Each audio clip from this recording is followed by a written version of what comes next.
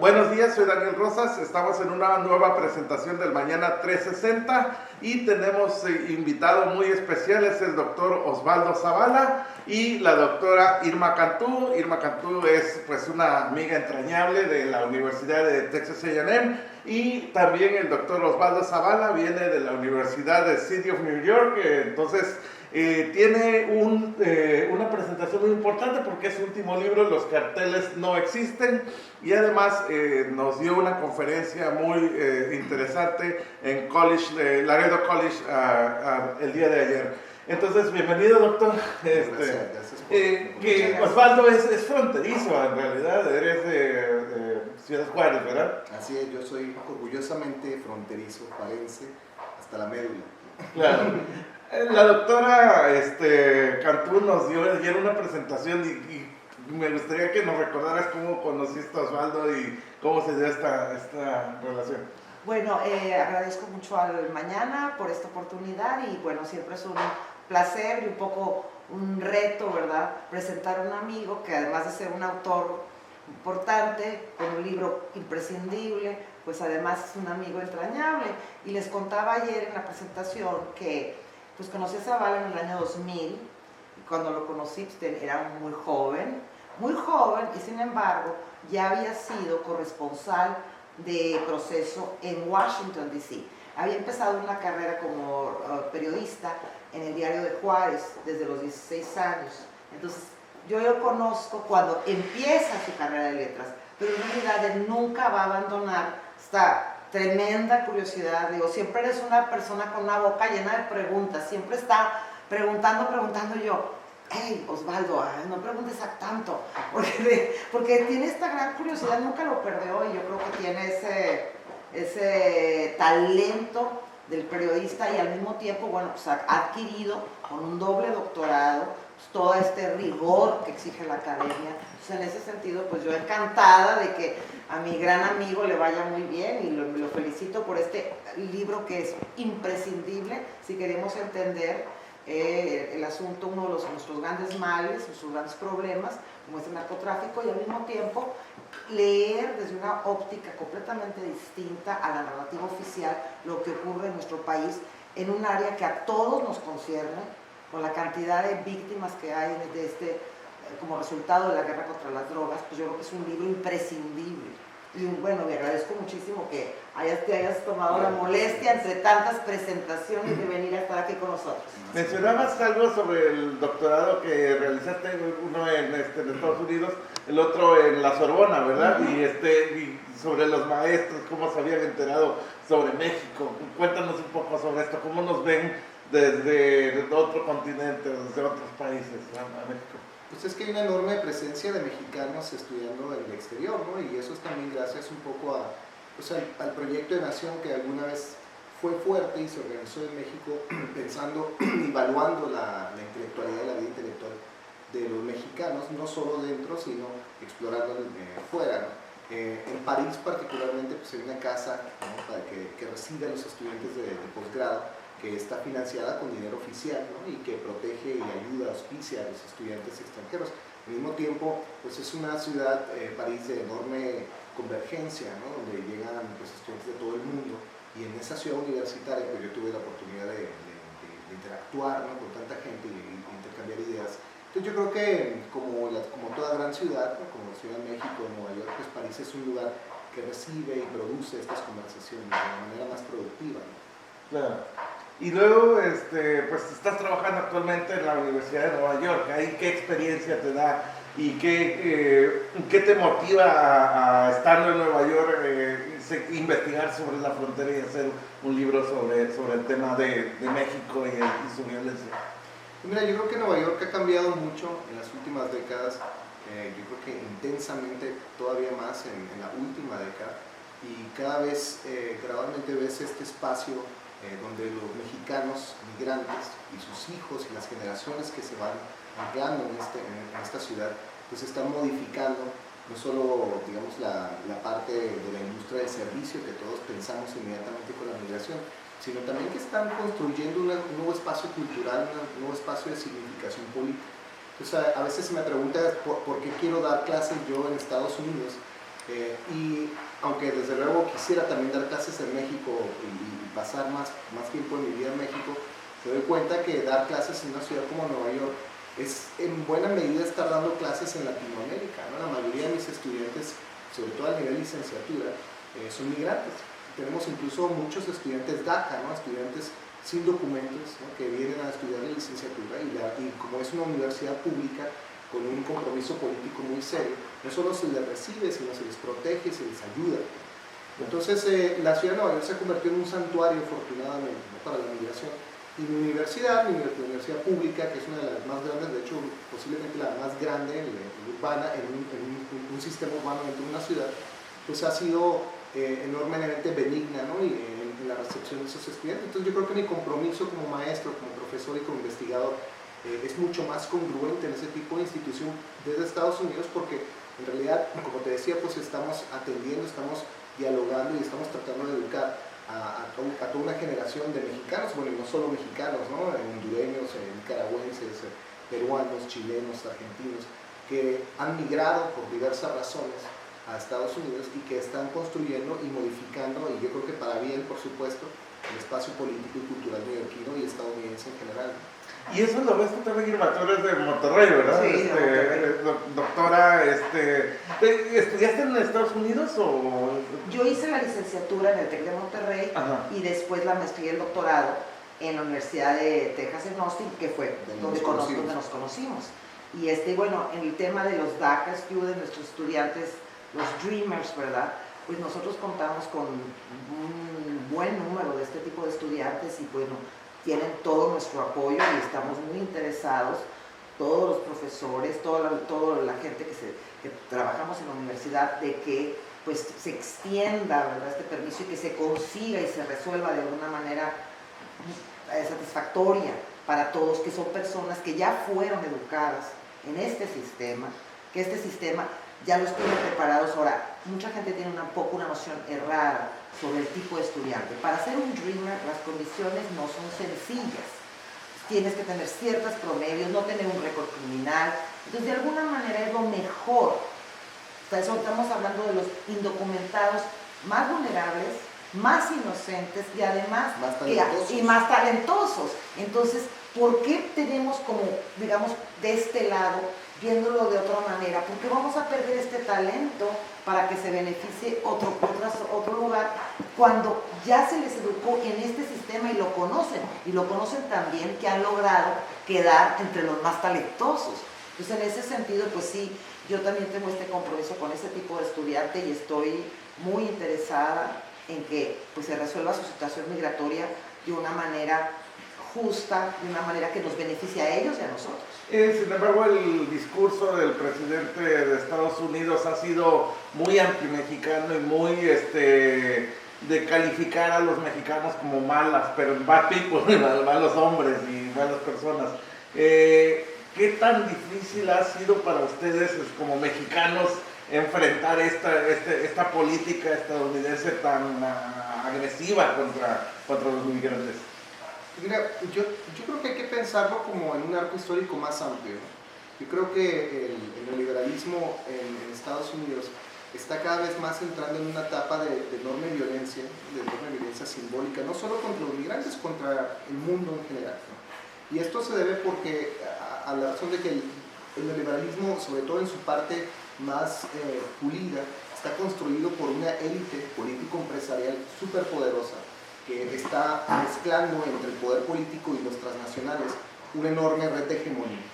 Entonces, en ese contexto, ¿no?, la aparición de Trump no viene a ser una disrupción, sino más bien una consecuencia de un proceso histórico que empezó antes que él. Incluso hay un texto que yo tengo en este libro, por ejemplo, en el que trato de analizar, ¿no?, la violencia de la política estatal exterior de Estados Unidos y la manera en que ese espacio de significación tan atroz y tan hostil se ha ido construyendo en realidad desde hace varias décadas. Recordemos, por ejemplo, ¿no?, que durante la presidencia de Obama se apoyó y se respaldó políticamente al presidente Calderón en su supuesta lucha contra el narco, que como sabes dejó 120,000 cadáveres y más de 30,000 desapariciones forzadas. También fue el presidente Obama el que deportó a más de 3 millones de indocumentados. Es cierto que el presidente Obama contribuyó muchos logros positivos a la política doméstica estadounidense, pero al mismo tiempo creo que tenemos que ser críticos en los otros aspectos donde no solo fracasó, sino que su política deliberadamente produjo daños, sobre todo en el exterior. Entonces, en ese contexto, el presidente Trump llega no a, me parece, ni siquiera a radicalizar esta tensión, sino llevarla, continuarla, ¿no?, de la manera más sustentable. Ahora, hay algo positivo en esto, ¿no? Y eso me lo dicen, por ejemplo, muchos de mis amigos que trabajan en el lobby hispano. El hecho de que Trump explicite de una manera tan clara, ¿no?, su aversión, sobre todo a los migrantes, ha hecho que los sectores políticos pro-migrantes se unifiquen y que construyan todavía con mayor fuerza y con mayor definición qué es lo que quieren en este país. Entonces yo creo que lo que pasó desde el inicio con la candidatura de Trump, ¿te acuerdas ese primer arranque de campaña, ¿no?, donde insultó a los mexicanos y todo esto? Fue posible en parte porque ese lobby hispano todavía no alcanza a convertirse en un sujeto político colectivo legítimo en este país, como lo tiene ya la comunidad afroamericana, por ejemplo, la comunidad nativoamericana. Entonces creo que digamos, el efecto involuntario, ¿no?, de la agresión del presidente Trump explícita a los migrantes es que está ayudando a construir, muy a pesar de él, una nueva zona de politización hispana que yo creo que muy pronto va a dar frutos. Es decir, al término de esta presidencia, incluso antes, y creo que ya lo hemos visto, ¿no?, con la última elección de los midterms, ¿no?, cómo esos lugares donde tradicionalmente habíamos tenido un voto conservador y republicano se está perdiendo y se está convirtiendo en una zona progresista. De hecho, eso pasó en mi ciudad, ¿no? Yo vivo en Staten Island, que es este barrio de Nueva York que está hacia el sur, y mi isla había sido tradicionalmente republicana y por primera vez en esta elección ganó un demócrata. Y yo creo que eso se debe de nuevo a que todos los sectores hispanos del país están entendiendo la necesidad de unirse y de construir una alianza estratégica poderosa con las otras minorías, y que a partir de ahí construir un espacio de representación en el que no sea posible que un político, un empresario o quien sea, ¿no?, articule este discurso negativo y criminalizante de la experiencia migrante, ¿no? Entonces yo creo que eso es nuestro camino hacia el futuro, y creo que es el efecto involuntario, ¿no?, de la presidencia de Trump. Claro. Bueno, recientemente, ahora que mencionas las elecciones, en Texas ganaron los republicanos, pero por un margen muy pequeño, y en realidad todo el cinturón hispano de la frontera fue de pro-demócrata muy fuerte, y las ciudades grandes, metropolitanas, San Antonio, Dallas, Austin, Dallas, Houston, todas fueron demócratas. Entonces, donde se mantuvo el voto republicano fue en los condados pequeños. La Texas rural. La Texas rural, efectivamente. Y eso es muy interesante, ¿no?, porque lo que vemos con esta elección es que la gente que más se informa, ¿no?, entre mayor información y educación se propaga, ¿no?, en las diferentes zonas del estado, ¿no?, y entre mejor se comprende qué es lo que está en juego, el Partido Demócrata resurge.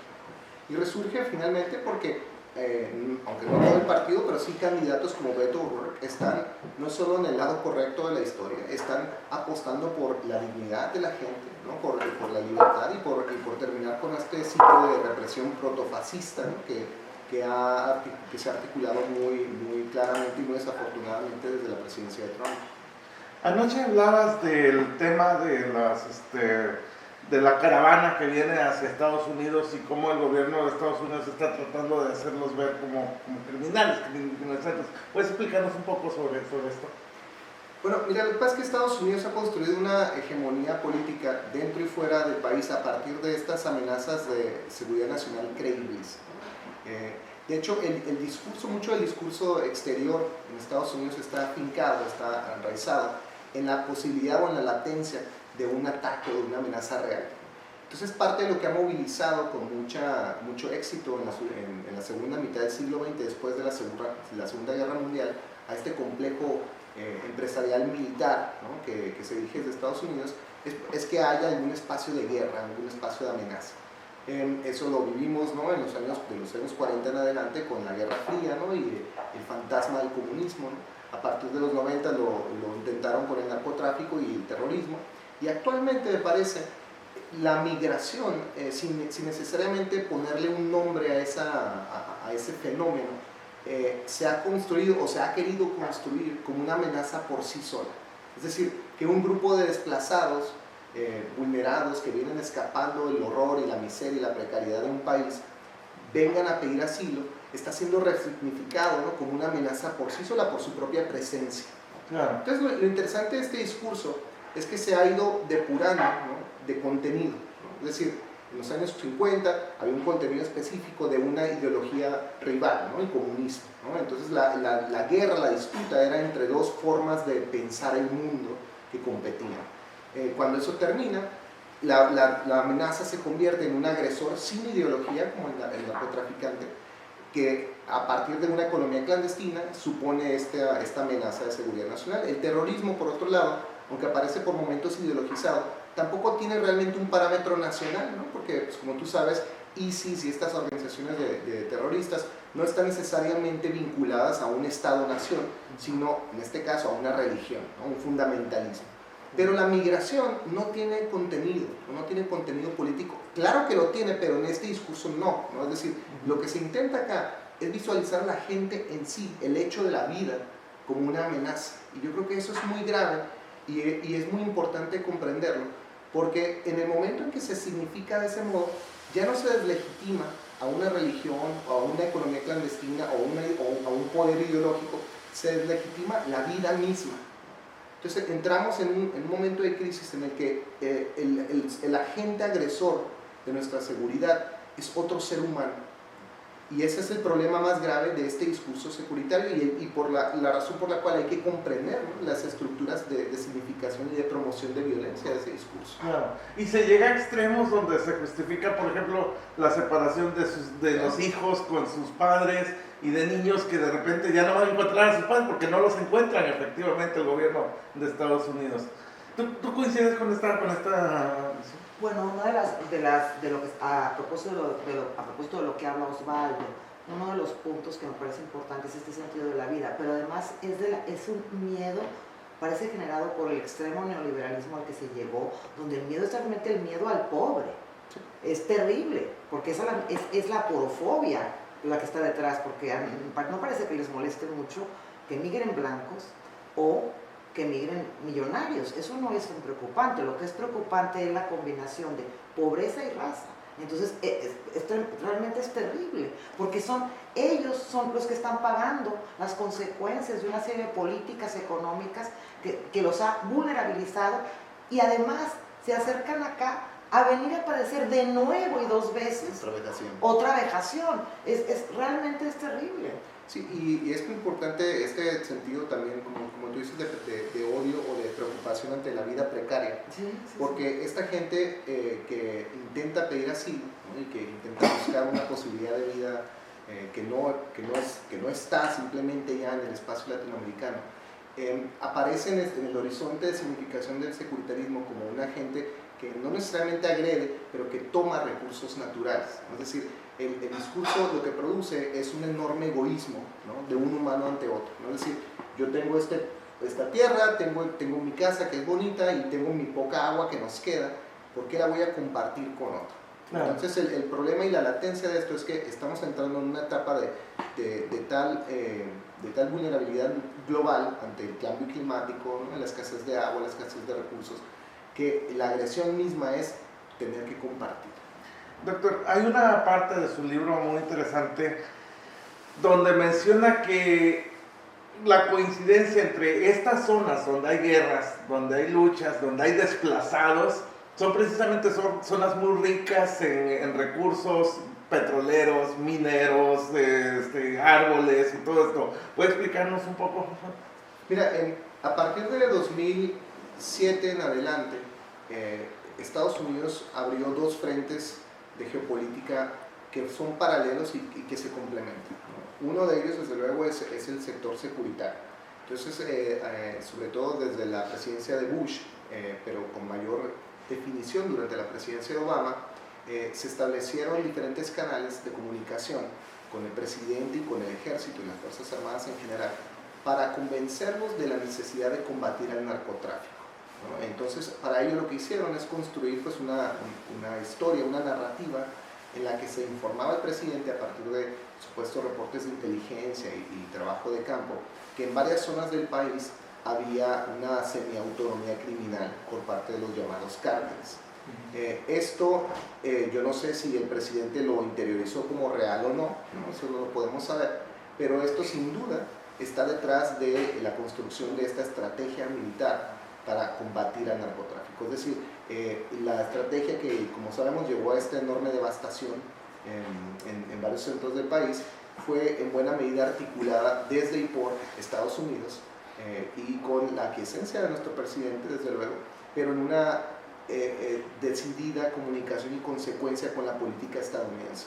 Ahora, eso pasó por un lado, pero por el otro lado, a partir de 2008, la misma presidencia de Obama construyó otra vía de comunicación, sobre todo con el Congreso, para comenzar el proceso de la apertura energética. Como tú sabes, en México se construyó a partir de los años 20 y 30 en adelante, pues una política nacionalista protectora de los recursos naturales, en específico el petróleo, ¿no? Después de la expropiación petrolera en el 38. Entonces lo que ocurre con esto es que en vez de litigar o tratar de transformar esa política nacional, lo que hicieron los estadounidenses es empezar a tratar de construir un consenso político para que en diferentes estados del país se permitiera un tipo de alianza empresarial para la extracción. Pero mientras esto ocurría, los dos ejes, ¿no? El combate a las drogas y la extracción, se fueron acercando. Y lo que ocurrió entonces es que se construyó digamos, una política exterior soterrada, o digamos clandestina, o fuera del alcance del ojo público, en la que estos dos ejes coinciden.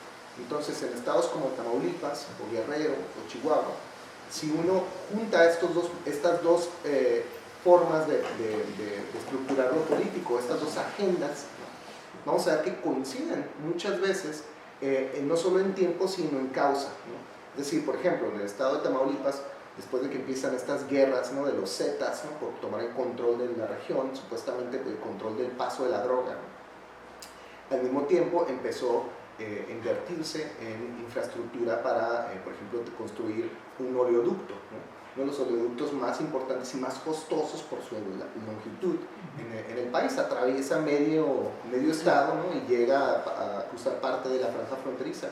Y al mismo tiempo, desde luego, empezaron las licitaciones y la aparición de ingenieros para empezar exploraciones, y donde empiezan a hacer, desde luego, estos preparativos para fracking y para llevar a cabo la extracción del gas, sobre todo el gas shale, ¿no? Que es donde se encuentra en el estado de Tamaulipas, una de las grandes reservas de ese gas.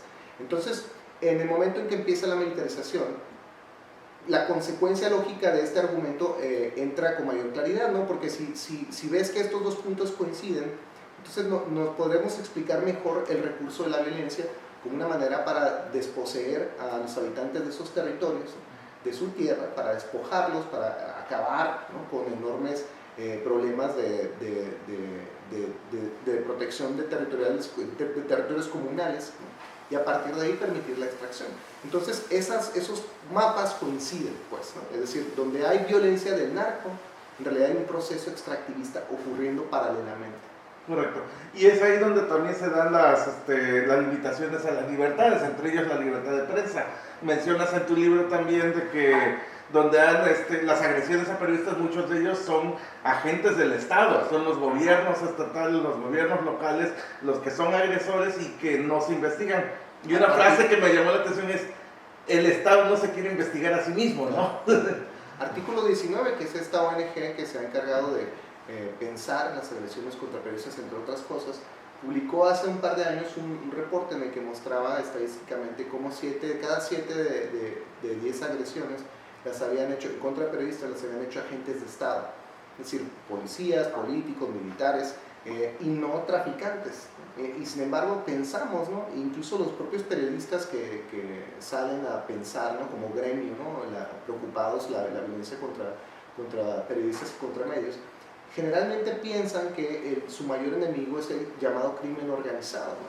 Y eso es parte del problema y la razón por la cual yo escribí este libro, ¿no? Un poco para tratar de cancelar la hegemonía de ese discurso que nos ha educado falsamente a pensar que donde sea que vemos violencia estamos viendo el obrar, ¿no?, de grupos de criminales, traficantes o gente que de algún modo amenaza, ¿no?, la integridad tanto del Estado como de la sociedad civil. Y lo que yo he tratado de mostrar es que, bueno, esa manera de pensar proviene de las propias instituciones políticas, ¿no? Y es uno de los recursos por medio de los cuales ellos se distancian de los efectos perniciosos de esa violencia y por medio de los cuales también aumentan paradójicamente el aparato agresor, es decir, el aparato securitario, ¿no? Una de las cifras que más debería de consternarnos, por ejemplo, es que actualmente tenemos el aparato de seguridad más grande en la historia de México. Es decir, tenemos el ejército, la marina, las fuerzas armadas más potentes y más armadas y con mejor entrenamiento, mucho de ese entrenamiento, por cierto, estadounidense, en la historia del país. Y al mismo tiempo tenemos una de las tasas de homicidio más altas de nuestra historia. Y bueno, del continente. Somos el tercer país con mayor homicidio, solamente después de Brasil y creo que de Salvador. Entonces, lo que es bien interesante aquí notar es que si el crimen organizado, como se nos dice, es el principal culpable de esta violencia, ¿cómo reconciliamos el hecho de que esa violencia empieza solamente cuando llega el ejército a esas zonas del país? ¿Cómo podemos justificar o cómo se nos puede justificar en el relato oficial que hay una guerra de cárteles, pero que esa guerra de cárteles solo empieza en el momento en que se militariza esa zona?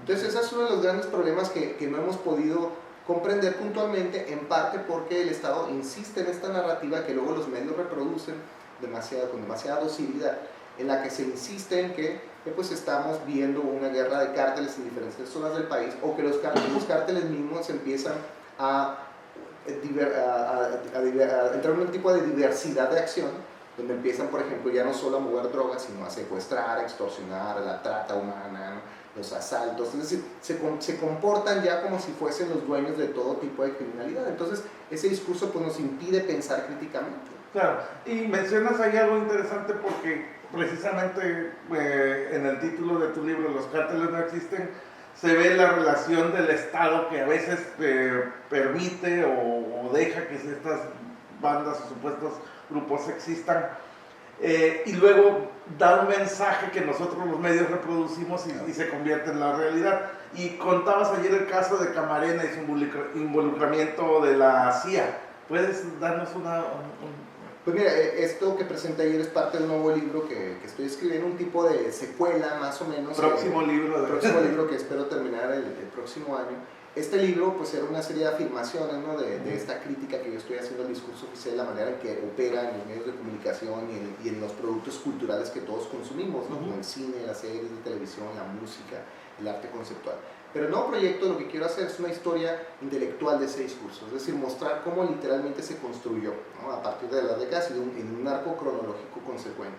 Entonces, mi libro empieza en el 75 porque es el año más significativo en la construcción de eso que ahora creemos son los cárteles, ¿no? Es el año en el que Estados Unidos y México, en un primer operativo conjunto militar, destruyeron los plantíos de amapola y de marihuana en el llamado Triángulo Dorado, esta zona montañosa entre Sinaloa, Chihuahua y Durango.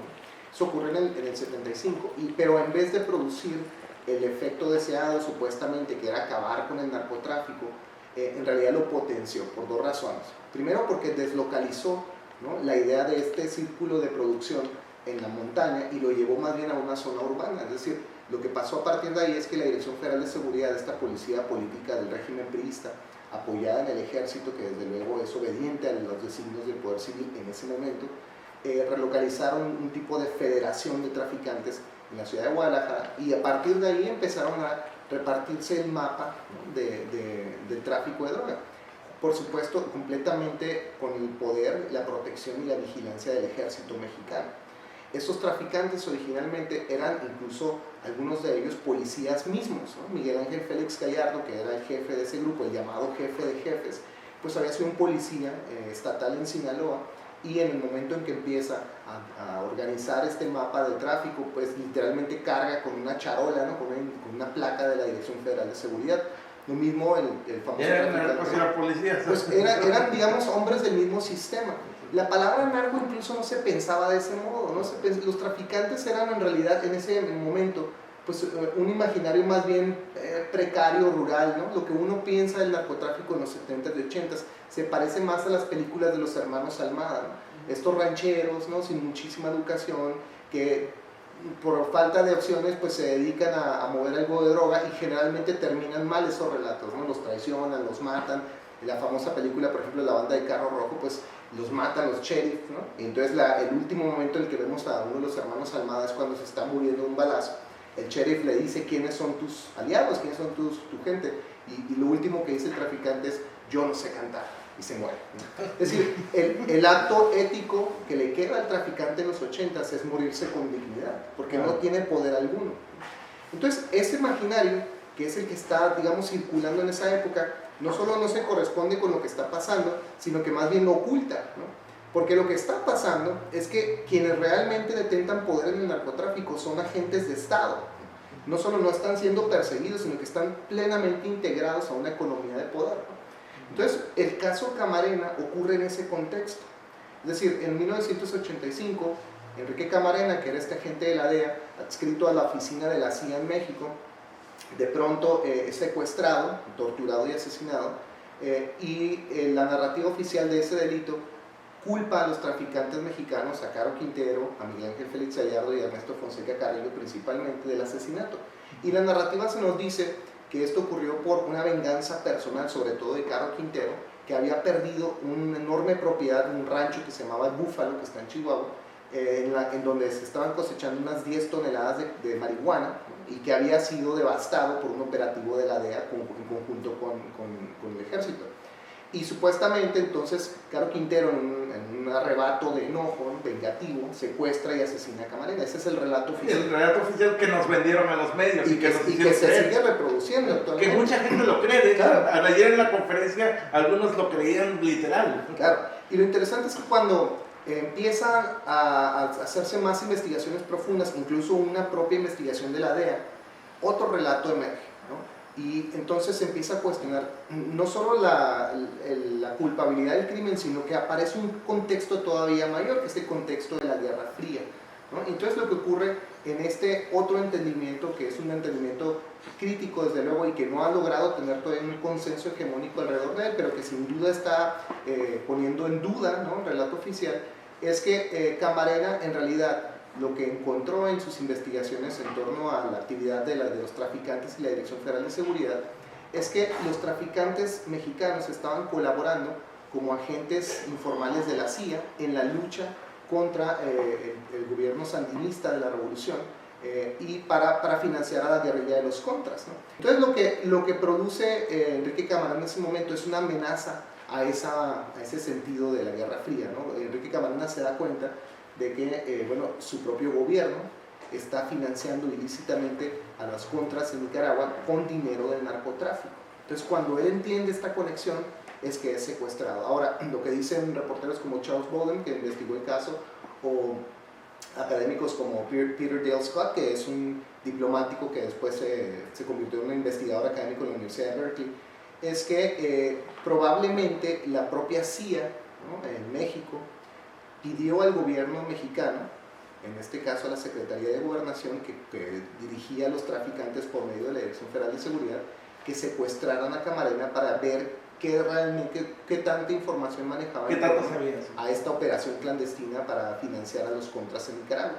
Entonces este secuestro se da en ese contexto y probablemente bajo órdenes de la CIA. De hecho, quienes están en la casa donde están torturando a Enrique Camarena son varios de ellos agentes de la CIA. Ese es un punto interesante. En el momento de la tortura había agentes oficiales del gobierno estadounidense. Y mexicano. Y mexicano. Sobre todo el mexicano, ¿no? Estaba el secretario de Gobernación, Manuel Barlet Díaz, que por cierto va a ser nuestro próximo secretario de Energía. Arévalo Gardoqui, que era el secretario de la Defensa, el jefe de Interpol en México. Y había varios agentes encubiertos, desde luego, de parte de la CIA. Uno de ellos, Juan Mata Ballesteros, un tipo que tiene una larga historia en esta época de la Guerra Fría, pero que entre sus identidades, pues era un empresario que controlaba una pequeña compañía aérea por medio de la cual movían droga y armas y dinero, ¿no?, en el apoyo del combate a los sandinistas en Nicaragua. Entonces, él se dice incluso, ¿no?, en la revista Newsweek, en unos reportajes que salieron en los 80s, que se dice que él era el verdadero jefe de jefes, no Aguilar, Félix Gallardo, sino él, porque él tenía mucho mayor movilidad y dinero, ¿no? Y conexiones políticas. El hondureño, que podía en realidad moverse, ¿no? Entre diferentes zonas del mundo, no solo en México. En realidad los traficantes mexicanos en esa época estaban bastante acotados por el poder oficial, ¿no? Es decir, por mucho que cargaran su charola, ¿no? En la Dirección Federal de Seguridad, pues eran empleados de un sistema donde ellos no podían ni siquiera rebelarse ni desobedecer órdenes. De hecho, hay testimonios que ponen en evidencia que algunos de los traficantes, como Fonseca Carrillo o Félix Gallardo mismo, estaban preocupados de lo que estaba pasando, ¿no? Porque temían que si Enrique Camarena fuera asesinado, ellos iban a pagar por ese delito, ¿no? Entonces, en algún punto, Fonseca Carrillo incluso le pide, ¿no? A Bartlett que detengan esto o que de algún modo resuelvan esto, pero que no lo maten. Y Caro Quintero, por otro lado, que al parecer estuvo en efecto en esa casa de seguridad y torturó también a Camarena, eso se dice por lo menos, al parecer lo hizo enojado porque él creía que había sobornado a Enrique Camarena con un soborno de $4 millones. Pero lo interesante es que al parecer ese dinero en realidad fue interceptado, fue desviado por la Policía Judicial Federal en México, es decir, se quedaron ellos con el dinero, pero le hicieron creer a Camarena, a Caro Quintero, que sí lo había recibido Camarena y que ya estaba sobornado y que ya iba a dejar de molestar, ¿no? Claro. Entonces, cuando ocurre lo del Rancho del Búfalo, que por cierto Camarena no llevó a cabo esa operación, de hecho no tuvo ninguna participación en ello, Caro Quintero piensa que Camarena lo había traicionado. Entonces es parte de la razón por la cual él quiere vengarse, ¿no? Es decir, los traficantes a veces son objeto de poder o son manipulados por ese poder, o las dos cosas, pero no son agentes criminales por cuenta propia, ¿no? No tienen autonomía política. Claro. Y todo responde a la política que esté en ese momento, que es lo que mencionabas en la conferencia.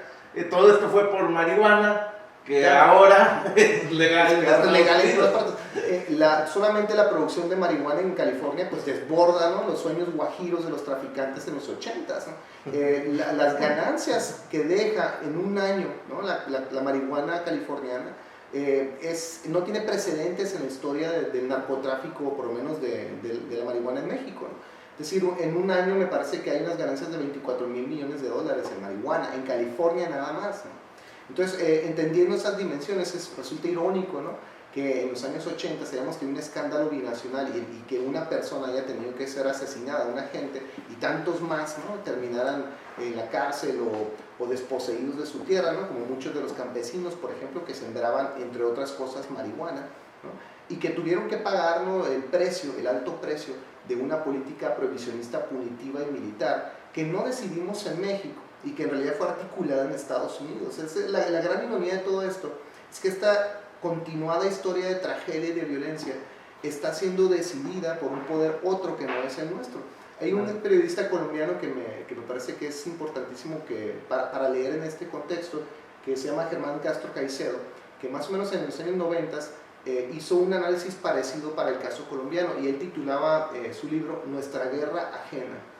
Y me parece que es importantísimo y muy elocuente pensar ese título para nuestro contexto actual de guerra, ¿no? Porque en realidad estamos sufriendo los efectos de una estrategia militar que no hemos decidido, que en realidad es ajena, pero que sin embargo es nuestra guerra, ¿no? Y aquí vendría, yo creo que para cerrar, ¿qué es lo que tú prevés que ocurra en los próximos meses ahora con el cambio de gobierno y la relación de México con Estados Unidos y este cambio de política? Es muy delicado, ¿no? Estamos viviendo un proceso sumamente complejo de transición. Por primera vez en la historia tenemos un proyecto de nación propio, ¿no? Que no solo rompe con los esquemas del entreguismo y de la traición de los intereses nacionales vendidos a los intereses transnacionales y estadounidenses por parte de estas perniciosas presidencias de PRI y PAN que se han alternado en los últimos 20, 30 años. Pero también estamos viviendo una primera presidencia que llega al poder no solo con la aceptación del electorado, sino con un consenso nacional y con un mandato muy claro, tanto en el Poder Ejecutivo como en el Congreso. Entonces tenemos un momento de enorme congruencia política, en el cual la gente quiere que este proyecto logre un cambio y que produzca de verdad un viraje, ¿no? En todos los sectores del poder público. Entonces, en materia de seguridad es muy delicado porque Andrés Manuel desde el principio ha propuesto una clara ruptura, ¿no?, con esta lógica de guerra. Primero, pues ha puesto sobre la mesa la necesidad de reducir el tamaño del ejército y de reducir la influencia del ejército en el poder presidencial.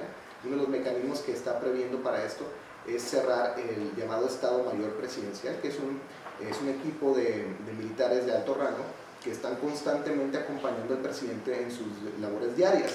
Pero no es una consultoría, es más bien un cerco, ¿no?, mediático, de mediación militar, que influye cotidianamente en lo que hace, piensa y dice el presidente.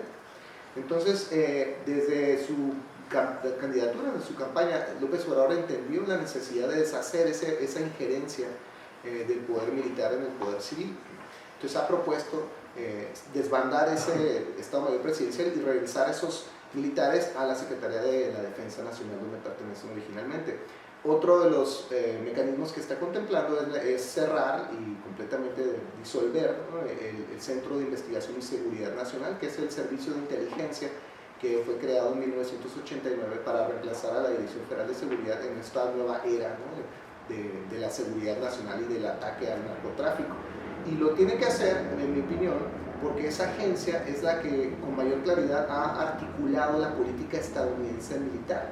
Es decir, la idea de que el ejército tiene que entrar en el combate al narcotráfico. Otra cosa que me parece que también es importantísima es que está construyendo nuevas alianzas con otras élites del ejército que no son las tradicionales. Está llamando gente que no tiene un papel muy prominente en la actual administración, y digamos que está construyendo sus nuevas fidelidades dentro del poder militar, y creo que también eso es crucial. Y finalmente, algo que me parece que es muy notable y muy importante comprender es esta propuesta de amnistía, ¿no? La próxima secretaria de Gobernación, Olga Sánchez Cordero, está articulando también desde la campaña y ahora con mayor claridad un concepto de amnistía para suspender esta lógica de guerra punitiva y más bien pensar el narcotráfico como un problema de salud pública, ¿no? Y al hacerlo de ese modo aparecen ya no criminales, delincuentes, sino ciudadanos que por razones económicas, políticas, por falta de acceso a la educación, por falta de infraestructura, han cometido delitos menores, ¿no? Y esto es muy claro comprenderlo, ¿no? Se tergiversa y se trivializa la idea de la amnistía como el perdón a los traficantes como el Chapo Guzmán, ¿no?, como Caro Quintero, pero de ningún modo es así.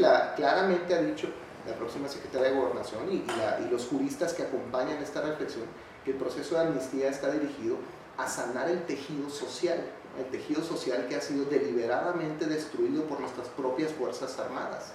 Entonces, la amnistía, su propósito es reconocer no solo la deuda que tiene el Estado y el Ejército en el daño que le ha hecho a la sociedad, sino es el mejor mecanismo para traer a toda esa juventud, a esos campesinos desposeídos, a esta gente que ha sufrido la violencia de su propio Estado y de reincorporarlos a una sociedad viable. Entonces, al juntar este horizonte, ¿no?, de propuestas, pues yo me siento esperanzado, ¿no? Yo creo que esto puede verdaderamente producir un cambio en la lógica de seguridad y que probablemente sea el primer momento en nuestra historia en la que nuestro país articula por sí mismo, desde su propio espacio político, hacia dónde quiere ir, dónde quiere estar y cómo va a pensar, ¿no?, el uso de sus Fuerzas Armadas en relación con la sociedad civil. Entonces me parece que es un momento muy importante. Desde luego que hay una enorme resistencia, ¿no?, por la hegemonía estadounidense, no solo a nivel político, a nivel militar también, y empieza a haber un esfuerzo, creo, muy claro de sabotaje, ¿no? Desde el momento en el que la DEA, la CIA intentan continuadamente hablar de amenazas de seguridad nacional. Se puso una nueva recompensa por el supuesto jefe del cártel Jalisco Nueva Generación, el Mencho, ¿no? Se ofreció también una exorbitada recompensa por Caro Quintero, ¿no?, que fue liberado en 2013 y que ahora está en una clandestinidad porque según la DEA sigue siendo el autor del asesinato de Camarena. Entonces digamos que vuelven estos ecos, ¿no?, del securitarismo con mayor contundencia para intentar descarrilar, ¿no?, la propuesta de López Obrador. Yo creo, sin embargo, que hay razones para ser optimista y que probablemente veremos un cambio grande. ¿Lo harían las instituciones de Estados Unidos? Sí, claro, lo están haciendo actualmente, ¿no? Es decir, todo este discurso de amenaza de seguridad nacional empieza con ellos. Son sus reportes de inteligencia, son sus reportes militares, los que instigan esta idea de que los traficantes están realmente cometiendo delitos que amenazan, ¿no?, nuestra seguridad integral como país y la de Estados Unidos también. Entonces, en esa forma de representar, ¿no?, el narcotráfico, no hay manera de refutar con mucha facilidad si tus propios servicios de inteligencia y tu propio ejército se comprometen con esa misma narrativa. Como estamos todavía viviendo en los últimos coletazos de la presidencia de Enrique Peña Nieto, eso todavía circula entre nuestras propias Fuerzas Armadas y nuestro servicio de inteligencia, que es el CISEN. Por eso es que López Obrador quiere cerrar ese servicio y por eso es que quiere romper esas alianzas militares, ¿no?, para construir un nuevo ejército con el cual sí pueda dialogar y con el cual sí pueda establecer esta lógica de pacificación. Que es lo que estamos pidiendo.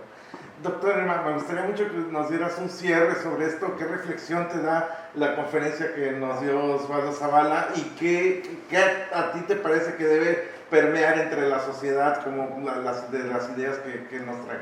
Bueno, una de las razones que a mí me interesaba que el doctor Zavala viniera a visitarnos con este libro es porque nosotros estamos en nuestra condición fronteriza constantemente con estos retórica y este lenguaje donde narco, cártel, todo este tipo de palabras que nos construyen una realidad y que nosotros la vivimos y la vemos, pero estamos como con una especie de antifaz, padeciéndola, pero sin observarla. Entonces, en ese sentido, la visita del doctor Zavala y su conferencia que nos alude a este libro y a su próximo proyecto, lo que hace es como un poco, nos quitamos nuestros lentes, les damos una limpiada y nos los volvemos a poner, y desde la articulación me parece tan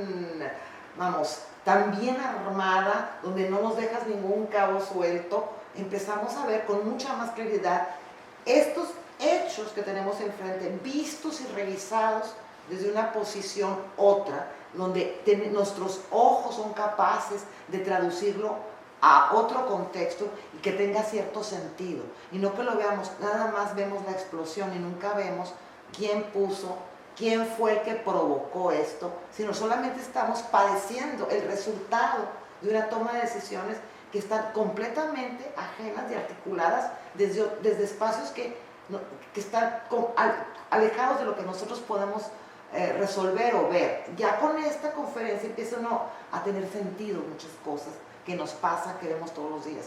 Y en ese me parece importantísimo su presencia, su conferencia, y que bueno, espero que más personas tengan oportunidad de escucharlo, oportunidad de leer este libro y el próximo, y esta misma forma en que nosotros hemos limpiado nuestros lentes para verlo desde otro ángulo, con otros ojos, con más claridad, pues también ayude al próximo sexenio, en el sentido de que si hay en López Obrador esta intención de pacificación en nuestro país, bueno, también tiene que ver mucho con que logremos desarticular todo este discurso que se nos ha sido impuesto y que en realidad no corresponde con la realidad.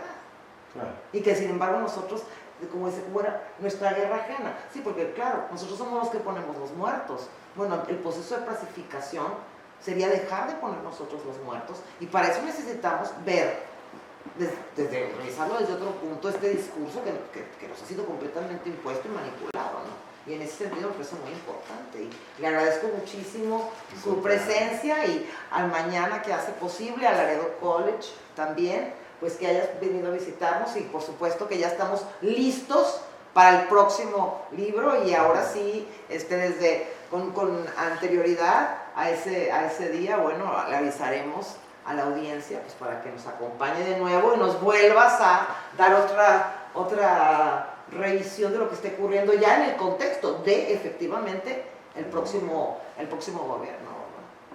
Ok.